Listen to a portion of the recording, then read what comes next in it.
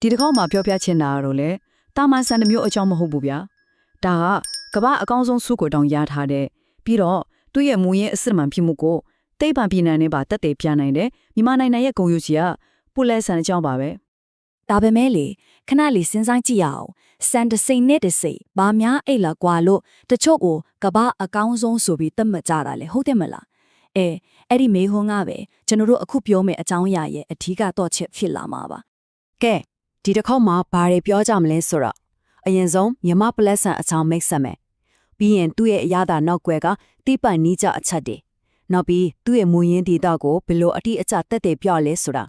စီးပွားရေးဘက်မှာကဘယ်လောက်တောင်တန်ဖိုးရှိလဲအဆုံးမှာတော့ဒီအဖို့တန်ရတနာကိုဘယ်လိုကာကွယ်နေကြသလဲဆိုတာတွေကိုတစ်ခုချင်းစီကြည့်တော့ကြမယ်လေကဲအစီအစဉ်ရဲ့ပထမဆုံးပိုင်းကိုဆက်လက်ကြရအောင်မြန်မာနိုင်ငံရဲ့အမတ်တင်ကြီးတဲ့သူခုလိုဖြစ်နေတဲ့ဒီနာမည်ကြီးဆိုင်ရနောက်ွယ်ကဇလန်းကဘာများဖြစ်မလဲစိတ်ဝင်စားစရာပဲသူကတော့မြမပလဲဆန်ဆိုပြီးလူသိများတယ်ပါဗျာပြီးတော့2011ခုနှစ်တုန်းကဆိုရင်ကမ္ဘာအကောင်းဆုံးဆန်ဆိုတဲ့တကယ့်ကိုဂုံတန်းကြီးရဲ့စုကြည့်ကိုရခဲ့တာဆိုတော့ဒါကသူ့ရဲ့ထိတ်တန်းအရေးသွေးကိုတကဘာလုံးကအတိမတ်ပြုလိုက်တာနဲ့အတူတူပါပဲโอเคဒုတိယဘက်ကိုဆက်ကြည့်အောင်ဒီစံနေတဲ့မှာနာမည်ကြီးဆုံးဖြစ်တဲ့ရွှေဘိုးပေါ်ဆန်သူ့ကိုတခြားဆန်တွေနဲ့မတူပဲဘာတွေကအဲ့လောက်ထူးခြားစေတာလဲသူ့ရဲ့လိုဝက်ချက်တွေကိုတစ်ချက်လောက်ကြည့်လိုက်ကြစို့လူတွေကပေါ်ဆန်းဆန်ကိုဘာလို့ဒီလောက်တောင်ကြိုက်ကြရလဲအဓိကအချက်က၃ချက်ပဲဗျချက်ပြီးတော့ရင်လေသမင်းသားကနူးညံ့နေတာပြီးတော့သူ့ရဲ့ရင်နှံကတအားကိုမွေးတာနောက်ဆုံးတစ်ခုကတခြားဆန်တွေမှာမတွေ့ရတဲ့အချက်ပဲသမီးစိတ်ကတော်တော်လေးကိုရှည်ထွက်လာတဲ့အကြောင်းပါပဲအခုနကပြောရအချက်ကတကယ်ကိုအန်အိုးဖို့ကောင်းတယ်စဉ်းစားကြည့်လေချက်လိုက်တာနဲ့မူလအရှိရဲ့ထုံးစအထိရှည်ထွက်သွားတာဒါကသူ့ရဲ့တကယ်ကိုထူးခြားတဲ့ပြောင်းလဲမှုတစ်ခုချပြီးပေါ်ဆန်းဆန်ကိုတခြားဆန်တွေနဲ့လုံးဝကိုကွဲထွက်သွားစေတဲ့အမှတ်အသားတစ်ခုပေါ့ကဲအခုဆိုတတိယအပိုင်းကိုရောက်လာပြီဟုတ်ပြီသူ့ယာသားကထူးခြားတယ်ဆိုတာတော့မှန်တယ်ဒါပေမဲ့အဲ့ဒီအရေးသွေးကတကယ်မူရင်းဒေတာကလာတာပါဆိုတာကိုတက်တဲ့ပြောက်ဟိုကြတော့ဒါကနောက်ထပ်စိန်ခေါ်မှုတစ်ခုပဲအဲ့ဒီကြောင့်ကိုဆက်ပြီးကြည့်ကြရအောင်ဒီဘောဆန်းကိုအဓိကစိုက်တဲ့နေရာကနေရာရှိတဲ့စစ်ကိုင်းတိုင်းတက်ကရွှေဘိုဒေတာနဲ့ AOD တိုင်းပေါ့စိုက်တဲ့ချိန်ရေးတဲ့ချိန်တွေကတော့အထူးတူလို့ပဲဒါပေမဲ့အားလုံးကလက်ခံထားတာကတော့ရွှေဘိုဒေတာကထွက်တဲ့ဆန်မှတန်ဖိုးအကြီးဆုံးအရေးသွေးအကောက်ဆုံးအဆက်ဆိုပြီးတော့ပဲဒါဆိုရင်ရွှေဘိုကလာတဲ့ဆန်အစစ်ဟုတ်မဟုတ်ကိုဘလို့များတိတိကျကျခွဲနိုင်မှာလဲအဖြေကသိပ္ပံပညာမှာရှိနေပါတယ်ဗျသိပ္ပံပညာရှင်တွေက spectroscopy ဆိုတဲ့နည်းပညာကိုသုံးတယ်အလွယ်ပေါ်ရရင်ဒါကအလင်းလိုင်းတွေတုံးပြီးပစ္စည်းတစ်ခုရဲ့ဓာတုဖွဲ့စည်းပုံကိုစစ်တာပ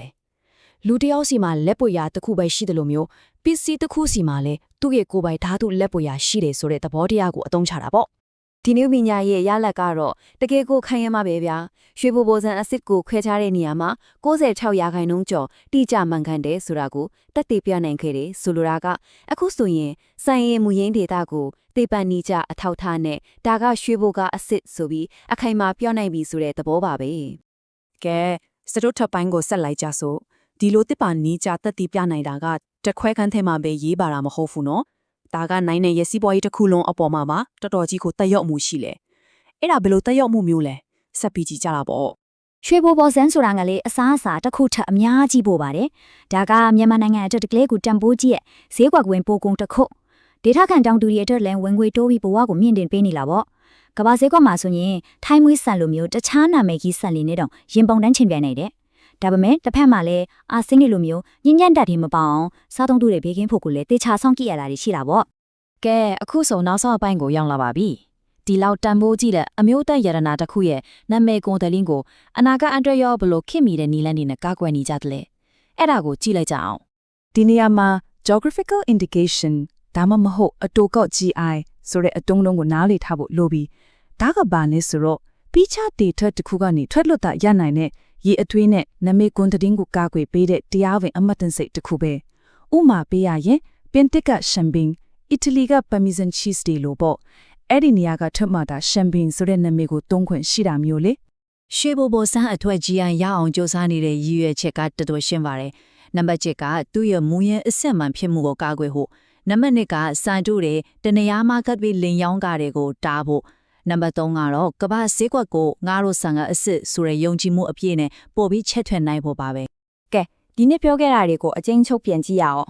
ရွှေဘိုဘောဆန်းဟာသူ့ရဲ့တအားမွှေးတဲ့ရန်နံနူးညံ့မှု ပြီးတော့ချက်လိုက်ရင်ထုံးစားအထိရှည်ထွက်တဲ့ရေသွေးတွေကြောင့်ကြော်ကြတယ်။သူ့ရဲ့ဒီလိုထိတ်တန်းရေသွေးကရွှေဘိုဒေတာရင်မြင်တဲ့ရေကြောင့်ပဲဖြစ်ပြီးအခုဆိုရင်သိပ္ပံပညာက96%ကျော်သိကြမှုနဲ့ဒါကမူရင်းအစ်စ်ပါလို့သက်သေပြနိုင်နေပြီ။နောက်ဆုံးတစ်ချက်ကတော့သူ့ရဲ့တန်ဖိုးကြီးတဲ့နာမည်ကိုကာကွယ်ဖို့ GI အဆင့်အတန်းရအောင်ကြိုးပမ်းနေကြတယ်ဆိုတာပါပဲ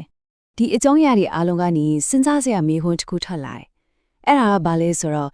နယ်နိမိတ်တွေသိမရှိတော့တဲ့ဒီလိုကမ္ဘာလုံးဆိုင်ရာဈေးကွက်ကြီးထဲမှာထုတ်ကုန်တစ်ခုရဲ့အဖို့တန်ဆုံးအရာဖြစ်တဲ့မူရင်းဒေတာဆိုတဲ့တန်ဖိုးကိုဘယ်လိုနီလန်းဒီနဲ့ဆက်ပြီးကာကွယ်ထိန်းသိမ်းသွားကြမလဲ။ဒါကတော့တကယ်ကိုစဉ်းစားစရာမေးခွန်းတစ်ခုပါပဲ။